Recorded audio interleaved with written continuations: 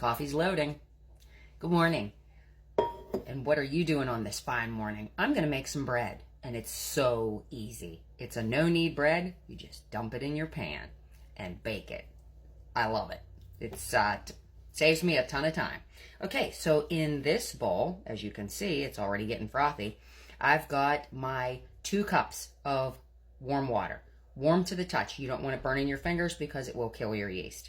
And then 2 tablespoons of honey and 2 tablespoons of active dry yeast. Remember to keep your yeast in the refrigerator if you're buying the jar because, as I found out, it will die. You just mix this together and you let it sit for about 10 minutes and get nice and frothy like it's doing right now.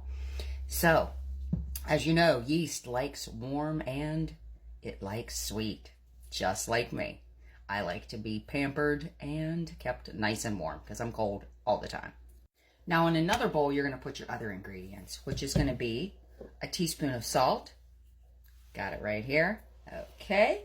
And then I'm going to add 1/4 of a cup of heavy whipping cream.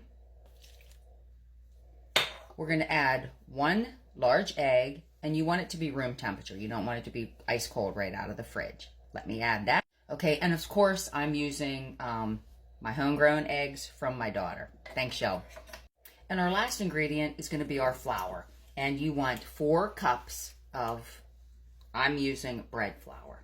And of course, this is a 1/2 cup because my cup will not fit into this jar that I have my flour in. So there's 1,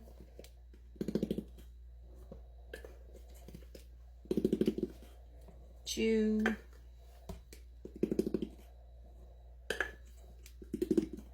3,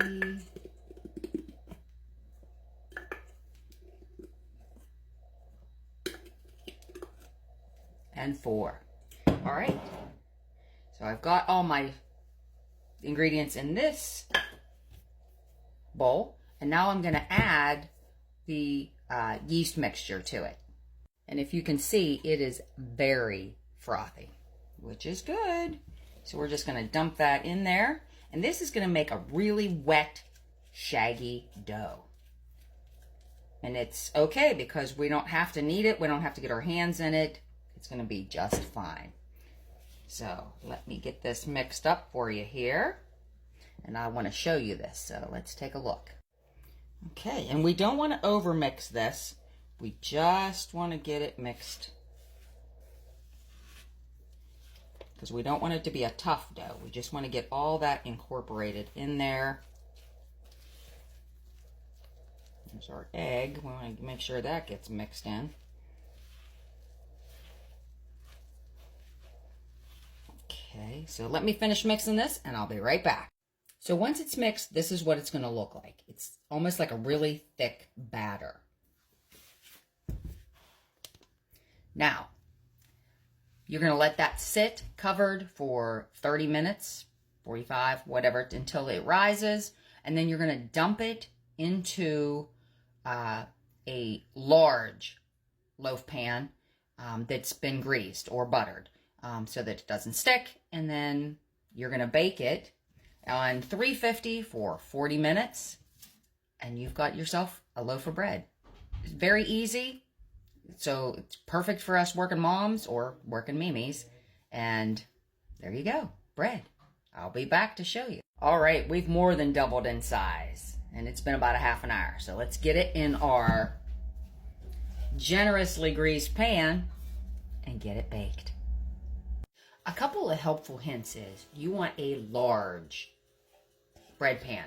This one is a little over 9 by 5.5. So you definitely want a bigger bread pan for this bread because you get a ton of oven rise.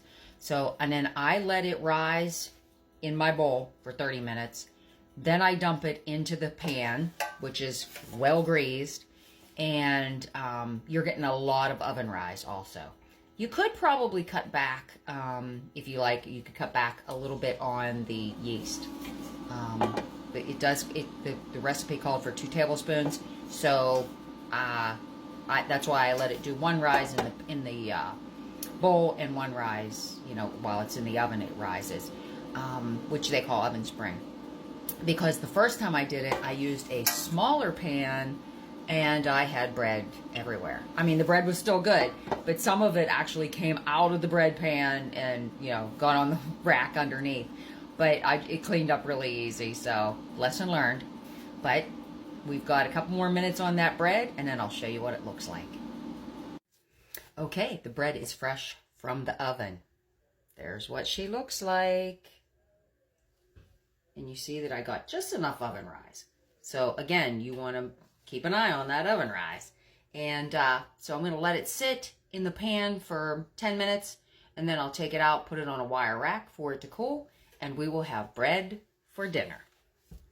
I hope you enjoyed my video, and I'll see you for the next one.